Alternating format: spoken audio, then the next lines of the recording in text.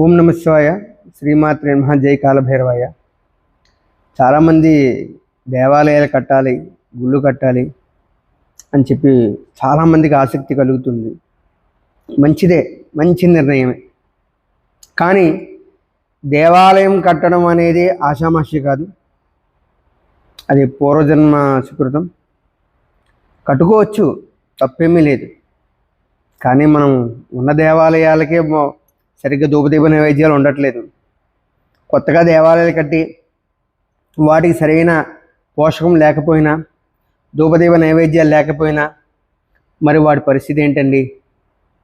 ఆలోచించండి.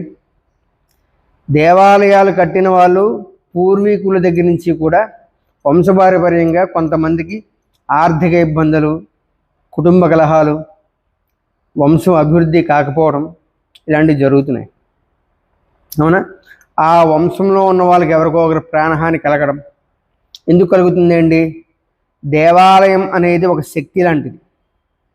విగ్రహాలు పెట్టేసి, దేవాలయం కట్టేసి, విగ్రహాలు పెట్టేసి మనం ఏదో మన మామూలుగా ఎవరిలో ఏమన్నా దీపం పెట్టేసి సరిపోదు కదా. మంత్ర యంత్ర ఉచ్చారణ అనేది జరగాలి. విగ్రహం పెట్టేటప్పుడు ఎంత స్థాపితం చేస్తారు, గత్యంత్రాలు వేస్తారు, చక్కగా కళాన్యాసం అన్నీ చేస్తారు.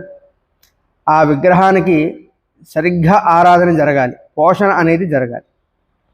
ఆరాధన జరుగుతూ వాటికి నైవేద్యాలు అనేది పెట్టాలి. పెడితే కానీ ఆ దేవాలయం అనేది ఇంప్రూవ్మెంట్ అనేది అవ్వదు. అందుకని చాలామంది దేవాలయాలు కట్టేస్తాను అనేటువంటిది కాస్త ఆలోచించి ఏదైనా దేవాలయం మీరు కడదాం అనుకుంటే కనుక ముందుగా దేవాలయానికి అర్చకుడిని పెట్టుకోవడానికి అర్చకుడికి జీతభత్యాలు మనం కరెక్ట్గా ఇవ్వగలమా, అలాగే భోగం కరెక్ట్గా ఇవ్వగలమా, మెయింటెనెన్స్ చేసే పని వాళ్ళకి కరెక్ట్గా ఇవ్వగలమా, కరెంటు బిల్లు కరెక్ట్గా కట్టుకోగలమా అని దానికి దేవాలయానికి ఒక ఫిక్స్డ్ డిపాజిట్ చేసి దాని మీద ఇంట్రెస్ట్తో దేవాలయం నడపగలము.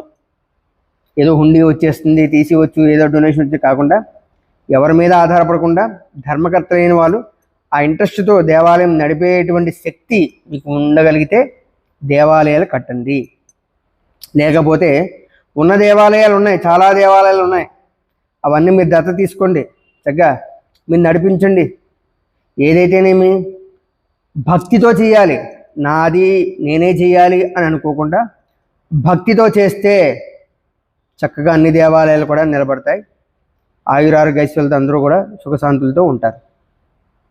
ఈ విషయం గురించి మీకు ఏమన్నా అనిపిస్తే కామెంట్ పెట్టండి, ఓకేనా? చెత్త వీడియోలన్నీ చూడడం కాదు, మంచి విషయాలు తెలుసుకోండి. ఆయుష్మాన్ భవ.